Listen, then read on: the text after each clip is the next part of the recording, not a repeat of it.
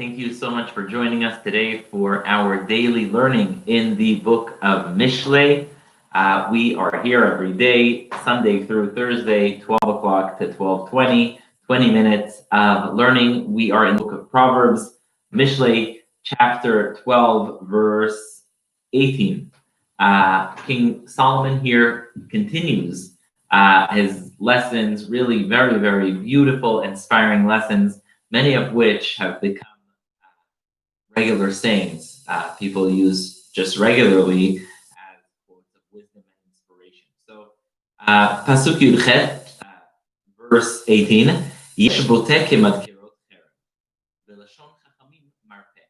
When someone is blunt, when someone speaks harshly, that can be something that hurts others just like a sword. There's a famous saying, sticks and stones will break my bones, but names will never hurt me. And we all know that's obviously not a true statement, because sometimes names can hurt for much longer and much more than just sticks and stones. And so King Solomon says, Yesh botek kemadkirot cherem. Sometimes the spoken words can hurt more than an actual sword. They can hurt someone more than a sword. But the words of the wise are a healing, they're a medicine. So Yesh botek kemadkirot.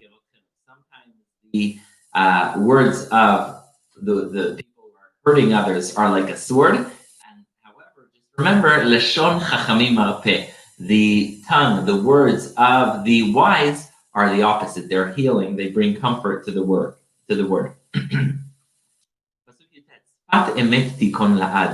Truthful words will remain forever. There's a very famous saying that I'm trying to think who said it. I'm going to remember in a second, but there's a very famous saying that says that a lie travels around the world while the truth gets its bootstraps on. Mark Twain, I remember, it's Mark Twain.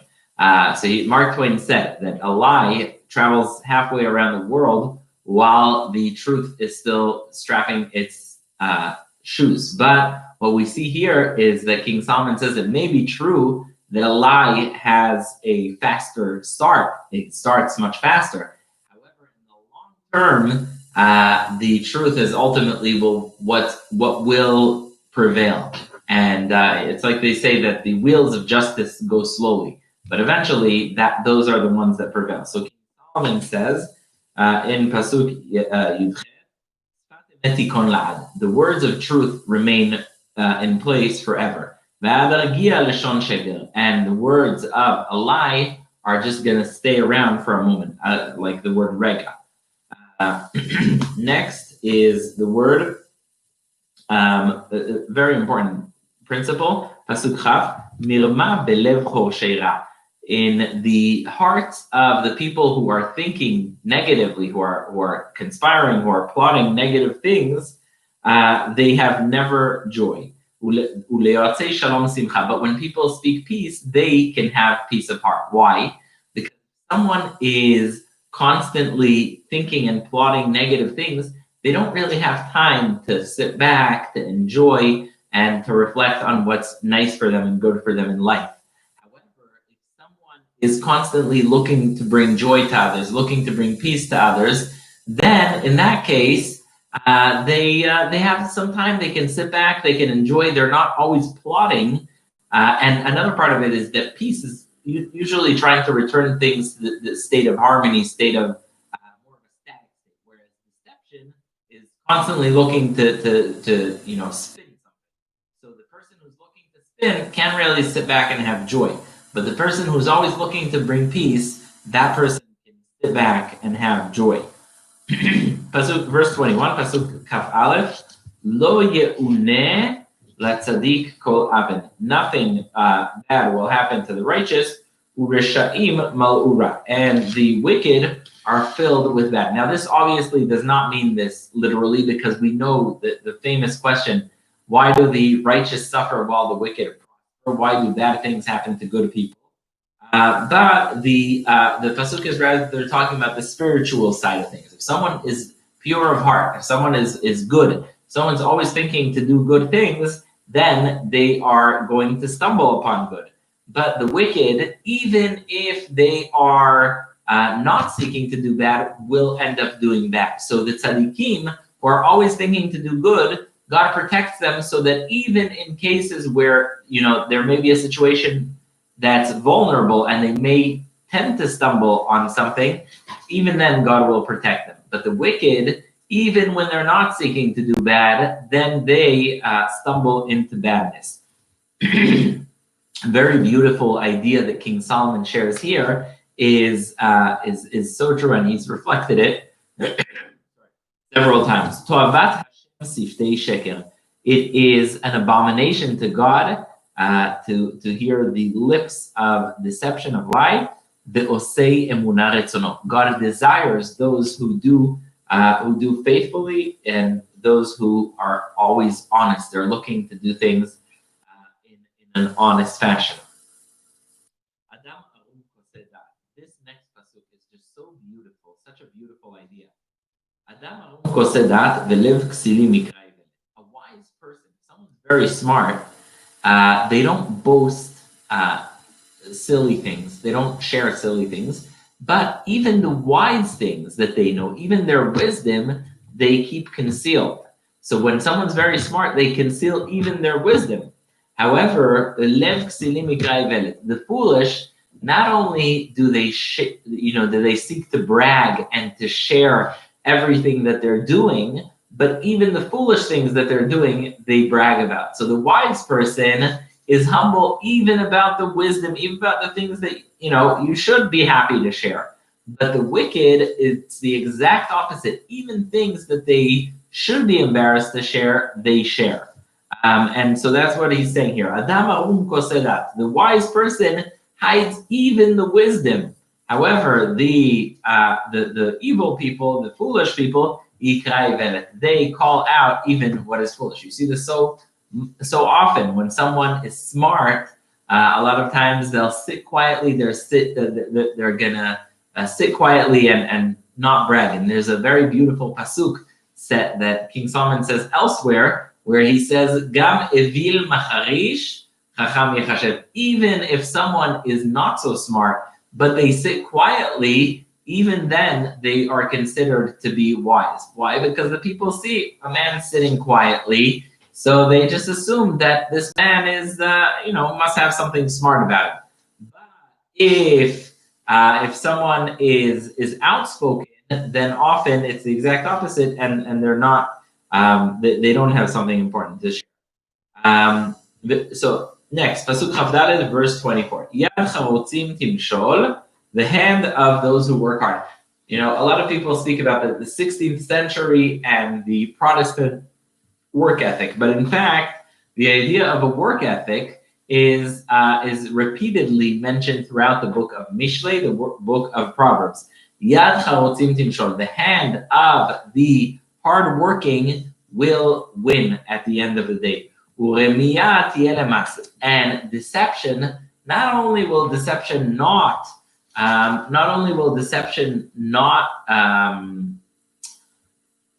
succeed, but deception will even lose. So yad charotzim timshol, the hand of the hardworking will dominate. And the deception will be not only not profitable, but it will also be taxed away. It will lose. Remiyah tihiyeh lemas. It will be taken away. Next pasuk is probably, if you speak about religion and psychology, it is probably the most important pasuk you can ever come across in terms of well-being and tips for life. And psychology and Judaism, or just in general. Here we go. So King Solomon says, "De'aga belev ish yeshchena." Literally, it means if someone has a worry in their heart, then they should forget about it. Try and focus on other things. And we're going to see there are multiple explanations. There's a whole debate in the Talmud how to interpret this pasuk. It's an extremely broad pasuk, but the first interpretation is, if someone has a worry in their heart, let it go. Don't think about it too much. V'davar tov yisamchena, and something good will make it happy. However, the Talmud, the Gemara says that this is actually to be read in a different way. The Gemara reads it as de'aga belev ish yesichena. He should speak about it. Meaning, if you have something that you're worried about, if there's something that's weighing on your heart, if you feel like there's something that's ripping you apart from the inside, find someone to share that with. Articulate it. Speak. Sort of the first psychotherapist is King Solomon. And then he goes on to say, according to this reading, v'davar tov yisamchena, something good is going to make that heart rejoice. Meaning, something good is going to make the worried person not worry. Because if you listen to someone, if you hear them out, if you share their concerns, even just by listening, that already is a great thing. And if you're that type of person that's listening, if you're that person that is a good person, then surely what you're going to respond is going to make the worried person very happy. And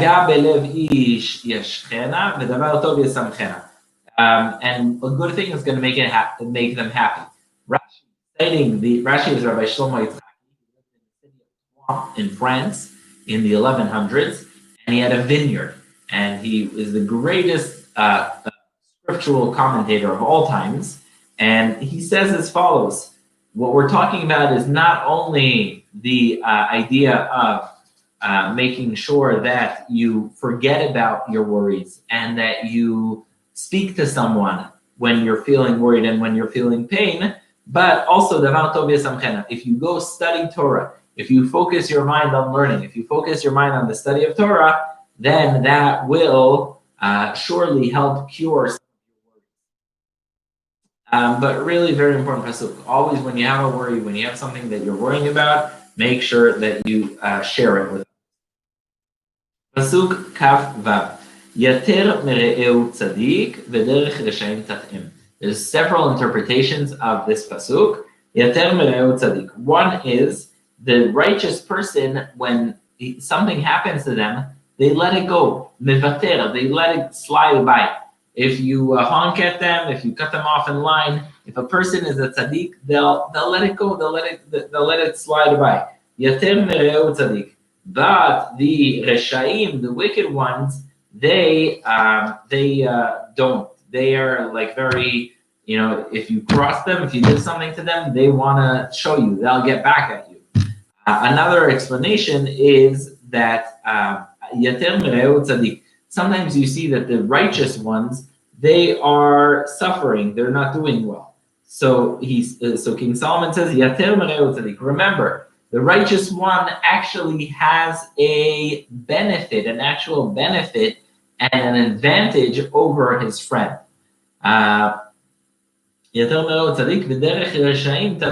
And the fact that the wicked are succeeding, that's just to mislead them. That's just so they can think they can do whatever they want. But actually, the fact that they're not being punished now is not a good thing for them. It's actually something that's going to cause them damage. Next, Pasuk Chaf Zayin. This is a continuation of what we've just been learning. Lo yachroch remiyat tzeido. The wicked one that we just mentioned, the wicked person, lo yachroch remiyat tzeido. His way is not going to be, he won't question his way. The fact that he's going on a wicked path is not going to ever give him a hint that maybe this is not something he should be doing. And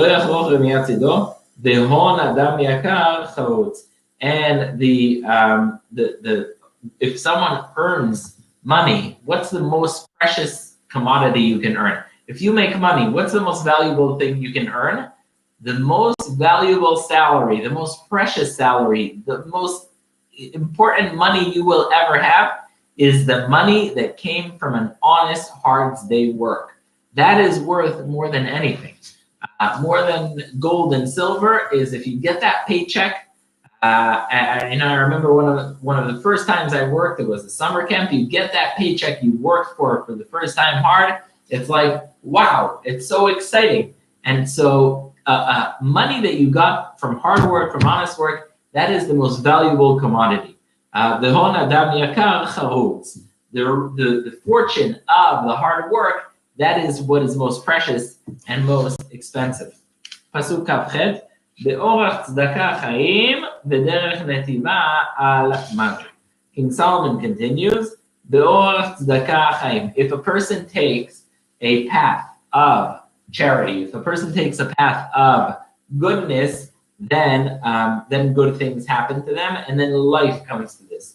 However, derech netiva al mavik. But if a person and if a person continues in the path of charity, then they will not die.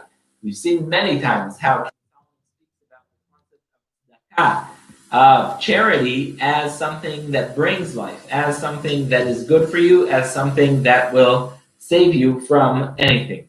So tzedakah chaim. So if you have to sort of wrap up the different things that King Solomon speaks about in this parak, it is the idea of hard work. Hard work is what pays off most. It's most precious. It's something you will always cherish. That's one thing. Then if you take that money and give from it to tzedakah, wow, what a beautiful thing. If you take the money that you earned from hard work and you go on and you give it to tzedakah, that is the most amazing thing that can possibly happen. And then what he says is also the work that you do that's hard, that's valuable in and of itself. And the truth, and he speaks about truth and he speaks about hard work. And really, they go together. Honesty means honesty at work, and it means honesty also in your dealings and in your speech. So honesty, hard work, and being truthful with what you do, giving charity, all those things go together. Next, we continue to Pasuk Perik Yud Gimel, Pasuk Aleph, although I think we may be better off stopping here so that tomorrow we can start in Pasuk Yud Gimel, if that's okay with the audience. We're going to stop here today, Pasuk, and then tomorrow we're going to start from Perik Yud Gimel, Pasuk Aleph. I very much thank you for being with us, for being here today. Thank you so much. Only health, happiness, good things for you, your family, your friends, your community. Be'ezrat Hashem, we should all see good things. Haman Yezakenu.